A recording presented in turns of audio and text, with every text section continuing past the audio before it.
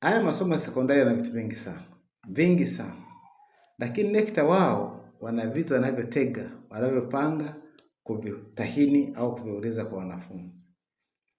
Kidato cha 4 mtihani wa NECTA una mada 2 au tunasema topic 2 ambazo mwanafunzi akizielewa anapata alama 30 ya 100.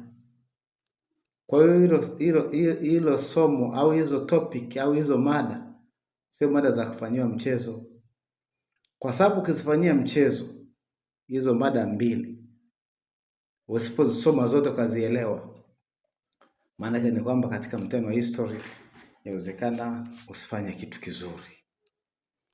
Na kwa leo naomba nikupitishe kwenye mada moja ambayo itakuwa ndo msingi wetu, na kipindi kijacho nitakupa mada ya pili ambazo hizo mwanafunzi akizisoma zitamsaidia kufaulu vizuri somo la history au wenyewe wanasema history. Mada hiyo ni mada inaitwa Nationalism and Decolonization